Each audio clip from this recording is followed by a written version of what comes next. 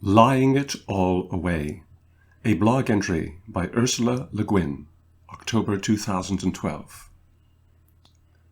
I'm fascinated by this historical snippet from the New York Times.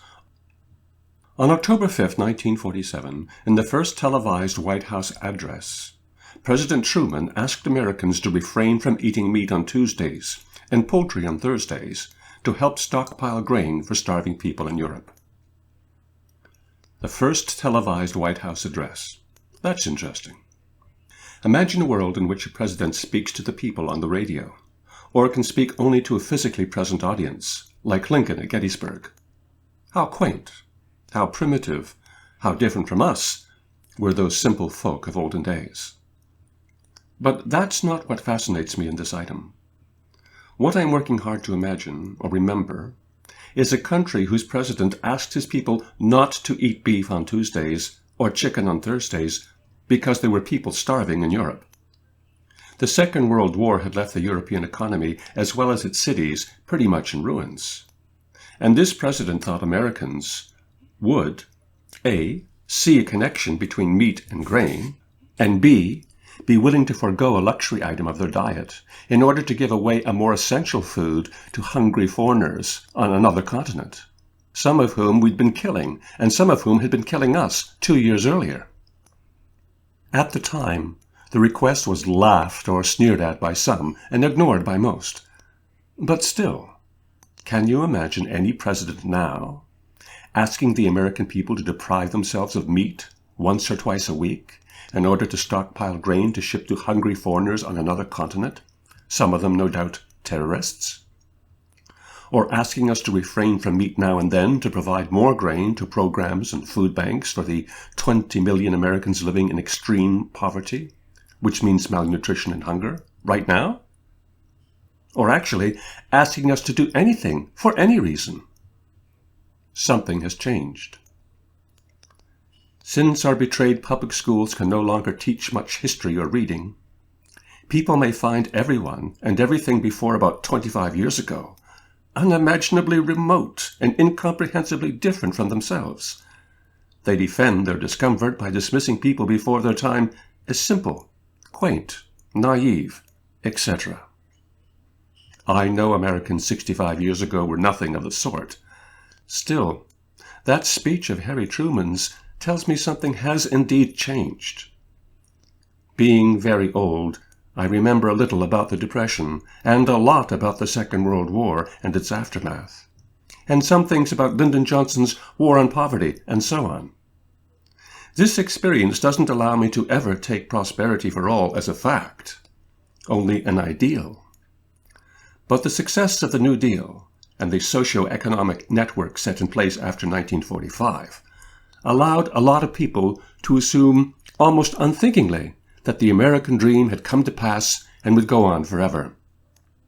Only now is a whole generation maturing that didn't grow up in the alluring stability of steady inflation, but has seen growth capitalism return to its origins, providing security for none but the strongest profiteers. In this respect, the experience of my grandchildren is and will be very different from that of their parents or mine. I wish I could live to see what they're going to do about it. But this still doesn't quite take me to whatever it is about that request of old Harry's that intrigues me so, and that, when I think about it, makes me feel as if the America I'm living in is somebody else's country.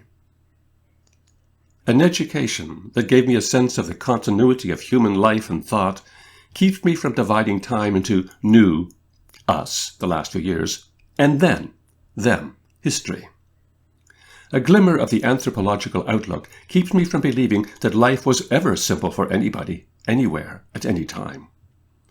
All old people are nostalgic for certain things they knew that are gone, but I live in the past very little.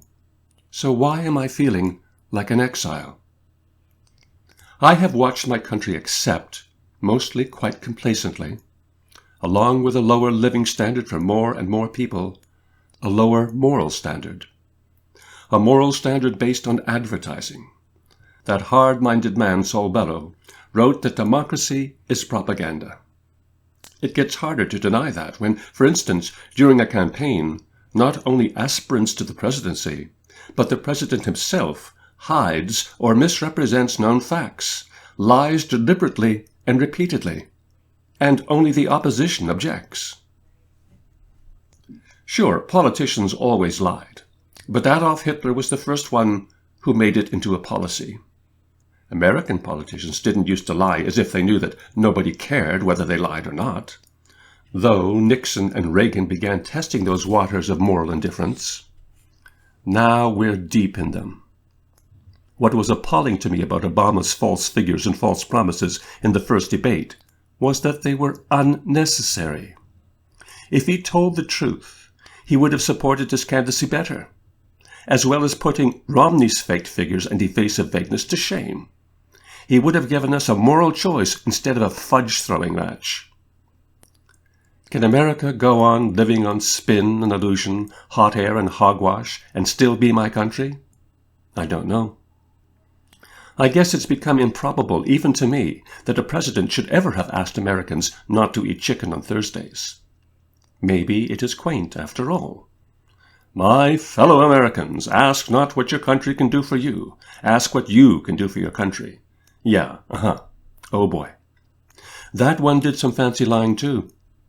Still, he talked to us as adults, citizens capable of asking difficult questions and deciding what to do about them, not as mere consumers capable of hearing only what we want to hear, incapable of judgment, indifferent to fact. What if some president asked those of us who can afford to eat chicken not to eat chicken on Thursdays, so the government could distribute more food to those 20 million hungry members of our community? Come off it. Goody-goody stuff. Anyhow, no president could get that past the corporations of which Congress is an almost wholly owned subsidiary. What if some president asked us, one did once, to accept a 55-mile-per-hour speed limit in order to save fuel, roads, and lives? Chorus of derisive laughter. When did it become impossible for our government to ask its citizens to refrain from short-term gratification in order to serve a greater good? Was it around the time we first began hearing about how no red-blooded, freedom-loving American should have to pay taxes? I was certainly never in love with the mere idea of doing without, as Puritans are. But I admit, I'm depressed by the idea that we can't even be asked to consider doing without in order to give or leave enough for people who need it, or will need it, including possibly ourselves. Is the red-blooded, freedom-loving American so infantile that he has to be promised whatever he wants right now, this moment? Or, to put it less fancifully, if citizens can't be asked to refrain from steak on Tuesdays, how can industries and corporations be asked to refrain from the vast and immediate profits they make from destabilizing the climate and destroying the environment? It appears that we've given up on the long-range view, that we've decided not to think about consequences, about cause and effect. Maybe that's why I feel I live in exile. I used to live in a country that had a future. If and when we finish degrading the environment till we run out of meat and the rest of the luxury foods, we'll learn to do without them. People do. The president won't even need to ask. But if and when we run out of things that are not a luxury, like water, will we be able to use less, to do without, to ration, to share? I wish we were getting a little practice in such things. I wish our president would respect us enough to give us a chance to practice at least thinking about them. I wish the ideals of respecting truth and sharing the goods hadn't become so foreign to my country that my country begins to seem foreign to me.